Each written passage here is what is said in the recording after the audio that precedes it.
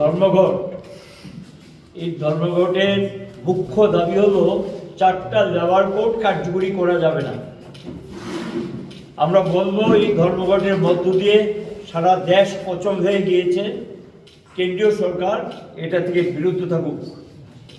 Electricity bill যেটা এনেছে 2025 বিদ্যুৎ ক্ষেত্রকে সম্পূর্ণ বেসরকারীকরণ, উৎপাদন, পরিবাহী, বন্টন, এটা বেসরকারি আদানি আম্বানিদের হাতে তুলে দেওয়ার জন্য যে উদ্যোগ নিয়েছে কেন্দ্রীয় সরকার, এটা প্রত্যাহার করা হোক। এটার সঙ্গে আছে শান্তি। শান্তি মানে এটা হলো গিয়ে পরমাণু বিদ্যুৎ কেন্দ্র তৈরি করবে আমার দেশের ইউরেনিয়াম ব্যবহার করে।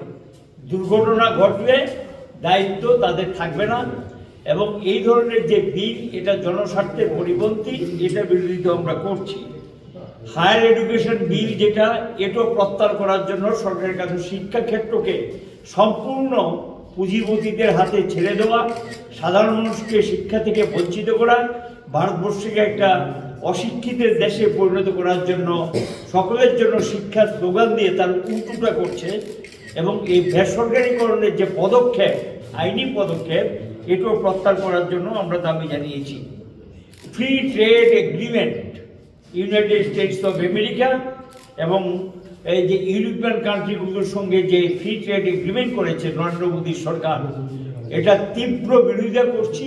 এতে করে ভারতবর্ষে কৃষি বিপন্ন হবে, শিল্প বিপন্ন হবে, ভারতের অর্থনীতি বিপর্যস্ত হবে, দেশকে দেউলিয়ায় পরিণত করবে এবং আমাদের দেশে একটা চরম সংকট দেখা দেবে, বেকারত্ব বাড়বে এবং নতুন কর্মসংস্থানের সুযোগ কমবে। এই পরিস্থিতি তৈরি করেছেন, আমরা এটা তীব্র বিরোধিতা করছি এবং বেকারের কথা ভেবে এই যে তাদের পদক্ষেপ, যেটা সম্পূর্ণভাবে যাতে প্রত্যাহার করে নেওয়া হয়, তারই প্রতিবাদ হিসেবে আজকের এই ধর্মঘট। তার সঙ্গে আছে সিট বিল, এগুলো আমরা বিরোধিতা করছি।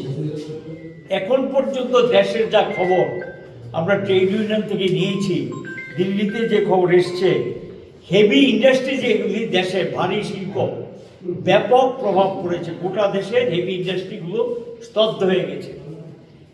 পোর্ট, বন্দর যেগুলো, এগুলো অধিকাংশ বন্দরে মাল ওঠানামা করেনি, বন্দরগুলো অচল হয়ে গেছে। শ্রমিকরা সেখানে, কর্মচারীরা ধর্মঘটে অংশ নিয়েছে।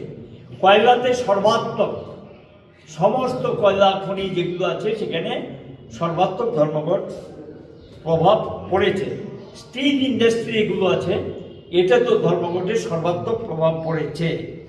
ইলেকট্রিসিটি গোটা দেশে তার প্রভাব পড়েছে। ইলেকট্রিসিটিতে উৎপাদন ক্ষেত্র এবং পরিবহন ক্ষেত্র, বন্টনের ক্ষেত্রে ব্যাপক প্রভাব পড়েছে এবং ইলেকট্রিসিটির অধিকাংশ কর্মচারী, ইঞ্জিনিয়াররা এই ধর্মঘটে অংশগ্রহণ করেছে। জুট মিল যেগুলো আছে টোটালি বন্ধ হয়ে গেছে। এই ধরনের ম্যানুফ্যাকচারিং ইন্ডাস্ট্রি যেগুলো আছে, সমস্ত ইন্ডাস্ট্রিগুলো বন্ধ হয়ে গেছে এবং স্মল মিডিয়াম ইন্ডাস্ট্রি যেগুলো আছে সেগুলো ধর্মঘটের ব্যাপক প্রভাব পড়েছে। আর দক্ষিণ ভারতে কেরালা, তামিলনাড়ু, অন্ধ্র, তেলেঙ্গানা, মহারাষ্ট্রের একাংশ এবং কর্ণাটক ব্যাপকভাবে এই ধর্মঘটের প্রভাব পড়েছে। পরিবহনের ক্ষেত্রেও গোটা ভারতবর্ষের ধর্মঘটের প্রভাব দারুণভাবে পড়েছে।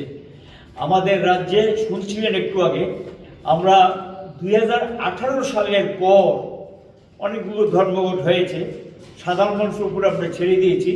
এবার আমরা আরও বেশি প্রচারে গিয়েছি, গ্রাম থেকে শহর পর্যন্ত বাজারগুলোতে ব্যাপক প্রচারে হাজার হাজার মানুষকে আমরা নামাতে সক্ষম হয়েছি। আমাদের বক্তব্য, আমাদের প্রচারটা মানুষের কাছে নিয়ে যেতে পেরেছি এবং গোটা ত্রিপুরার যে মানুষ, একটা ব্যাপক নৈতিক সমর্থন যদি না থাকতো, ভয় ভীতি, ধমক, হুমকি, গতকালও ত্রিপুরার যে বিভিন্ন বাজারগুলোতে গিয়ে বলছে যদি দোকান না খোলো, দোকান আর খুলতে দেবো না, 7 দিন, কারোকে বলছে 1 মাস দোকান খুলতে দেবো না।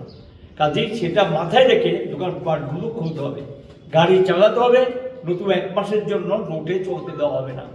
সমস্ত